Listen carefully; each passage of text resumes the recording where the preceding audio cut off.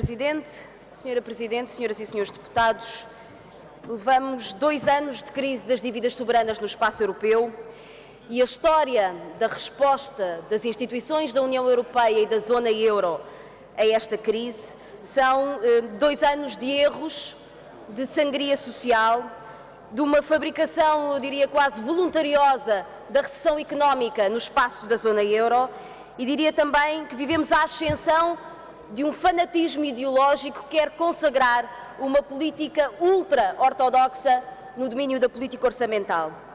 Há 10 anos atrás, senhoras e senhores deputados, houve um presidente da Comissão Europeia que dizia que o Pacto de Estabilidade e Crescimento é estúpido. Estúpido porque é cego às condições do contexto económico em que vivem os Estados e às diferentes formas de desenvolvimento das economias nacionais. Bom, num contexto de contágio da crise das dívidas soberanas no espaço europeu, temos hoje Grécia, Portugal, Irlanda, Espanha e Itália. A União Europeia resolve, e o seu Conselho Europeu de 31, levar esta estupidez um nível acima, mais alto, mais longe e mais além. E, portanto, o acordo que foi firmado no Conselho Europeu de um tratado internacional no domínio europeu sobre matéria orçamental quer, de facto, fazer a consagração legislativa do fanatismo e da crise eterna. Num contexto de crise, depois de 10 anos de aplicação do Pacto de Estabilidade e Crescimento, em que a Alemanha cumpriu o critério do déficit de 3% em apenas 3 anos no espaço de 10 anos, em que nenhum Estado cumpriu, a não ser o Luxemburgo, durante todo este tempo. Agora, a solução para a crise, para as dificuldades de tantas economias fortes no contexto da zona euro, é consagrar uma regra de ouro de limite de déficit de 0,5 a preços de mercado. Senhoras e senhores deputados, eu acho que temos que discutir aqui hoje muito seriamente qual é o impacto desta regra cega, desta regra estúpida, desta regra que vai ter consequências gravíssimas na vida das sociedades e dos cidadãos europeus. Ela vem pura e simplesmente ilegalizar, criminalizar qualquer política pública que possa responder a um contexto de agravamento de crise social e económica.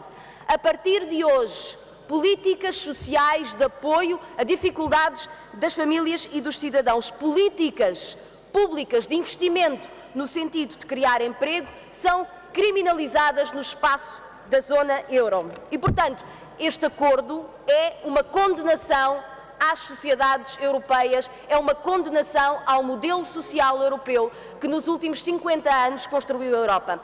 É condenar a Europa a desemprego em massa, a uma crise eterna e a não perceber nada do que é que aconteceu nos últimos anos.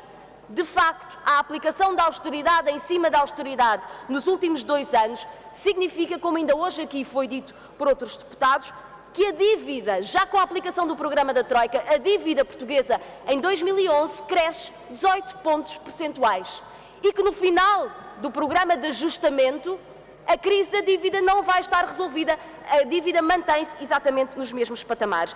E, portanto, senhores deputados, o acordo da Cimeira de 31 de janeiro é um acordo para impor uma austeridade permanente sem fim à vista, sem solução da crise. E para isso, senhoras e senhores deputados, os senhores não têm mandato. Os senhores não têm mandato dos cidadãos portugueses, do povo português, para condenar a economia e a sociedade portuguesa a desemprego massivo e a um empobrecimento acelerado. E no espaço europeu, na experiência europeia, senhoras e senhores deputados, a democracia é a resposta e é a solução.